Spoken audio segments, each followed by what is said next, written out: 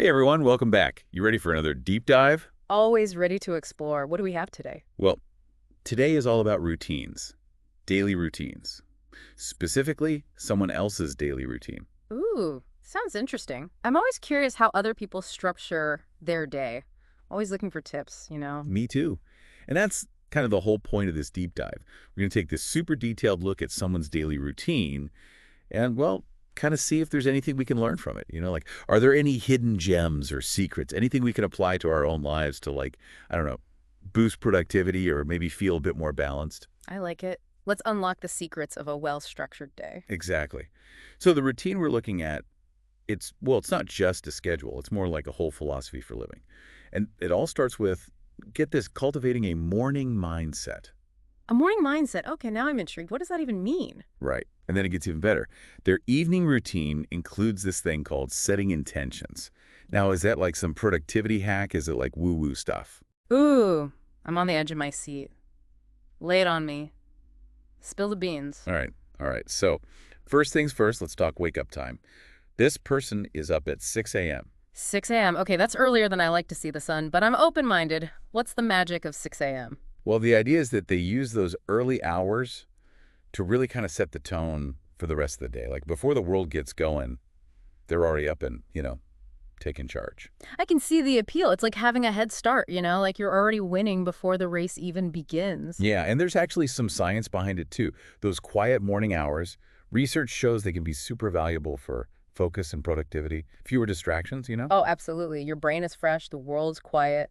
Perfect time to tackle those big, important tasks that require your full attention. Exactly. And this person, they don't just roll out of bed and grab a coffee. Oh no, they've got a whole morning ritual. Oh, see balls. Do tell. What kind of ritual are you talking about? Stretching, journaling, a super healthy breakfast. Like they're, I don't know, priming themselves for the day ahead. Mind, AD, body. I love it. It's like a warm-up routine, but for your brain. Yeah. So you've got the blood flowing from stretching, you've cleared your mind with journaling, and you've got energy from a good breakfast. You're basically ready to conquer the world. I'm already feeling more productive just thinking about it. Right. Okay, so the stage is set. It's time to tackle the workday.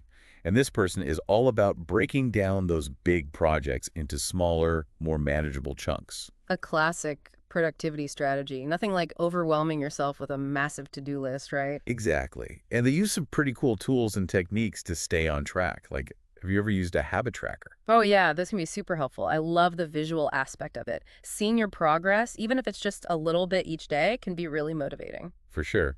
And this person, they also use the Pomodoro technique. Have you heard of that one? Absolutely. It's a classic. Basically, you set a timer for 25 minutes of focused work, followed by a 5-minute break. You repeat that cycle 4 times, then you take a longer break for like 20 or 30 minutes.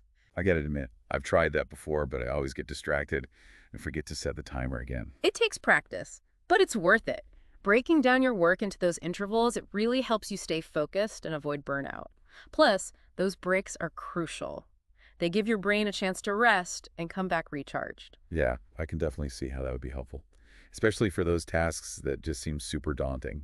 Totally. Oh, and speaking of breaks, this person also makes sure to, take breaks throughout the day and stay super hydrated. Basic stuff, but so easy to forget, Mhm. especially when you're in the zone. Right.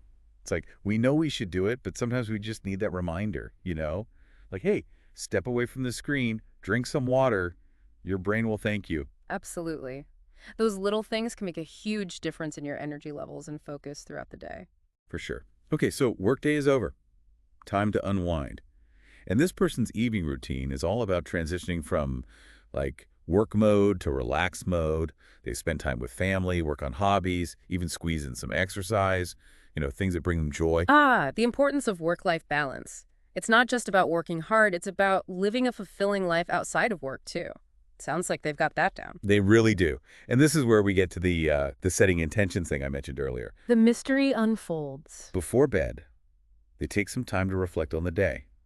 Think about what went well, what they learned, and they set goals for the next day. Ooh, that's powerful stuff. It's all about being proactive and intentional with your time. I totally agree. I have to admit, though, this is something I struggle with. Like, I'm usually just so ready to crash at the end of the day. I get it.